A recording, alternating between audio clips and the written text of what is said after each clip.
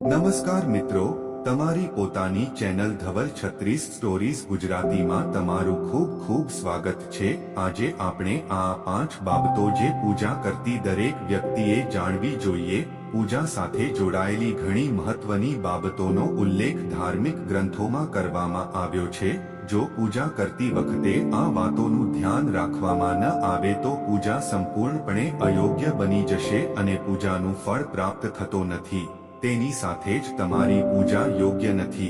તેથી દેવી દેવતાઓની પૂજા કરતી વખતે આ બાબતોનું ધ્યાન રાખવું જરૂરી છે।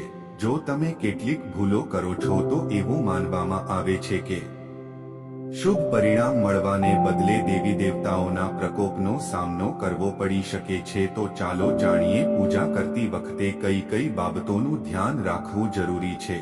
પરંતુ તે પહેલા જો તમે ઈચ્છો છો કે દેવી લક્ષ્મીની કૃપા હંમેશા તમારા પર બની રહે તો કોમેન્ટમાં જય માં લક્ષ્મી લખો। ચાલો જાણીએ પૂજા કરતી વખતે કઈ બાબતોનું ધ્યાન હંમેશા રાખવું જોઈએ। નંબર 1, હંમેશા ભગવાન શ્રી ગણેશની પૂજા આરાધના કરીને પૂજાની શરૂઆત કરો।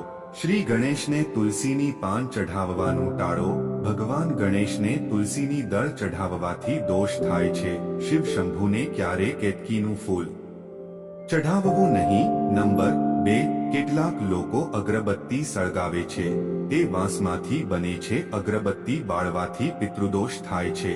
શાસ્ત્રોમાં પૂજા વિધિમાં ક્યાંય પણ અગરબત્તીનો ઉલ્લેખ નથી, બધે માત્ર ધૂપ જ લખેલી છે। તમે એવી અગરબત્તીનો ઉપયોગ કરી શકો છો જે વાંસની લાકડીઓથી ન બનાવેલી હોય। કેમિકલ કે વાંસ સળગાવીને ભગવાનને કેવી રીતે પ્રસન્ન કરી શકાય, તેથી અગરબત્તીનો ઉપયોગ ન કરવો। નંબર 3, દેવી દેવતાઓનું તિલક હંમેશા અનામિકા આંગળીથી કરવું જોઈએ।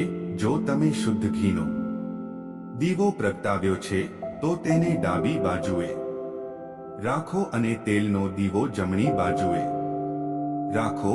પૂજા પછી ભગવાનને ભોજન અર્પણ કરવું જોઈએ।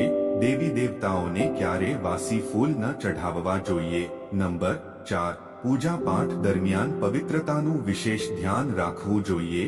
જો કોઈ વ્યક્તિ સ્નાન કર્યા વિના ફૂલ ભગવાનને અર્પણ કરે છે તો તે પૂજામાં માન્ય નથી। સ્નાન કર્યા વિના અથવા હાથ ધોયા વિના તુલસીને ક્યારેય તોડવી જોઈએ નહીં।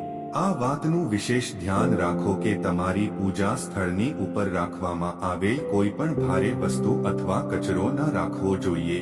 નંબર 5, હિન્દુ સનાતન ધર્મમાં પંચદેવોને ગણવામાં આવે છે।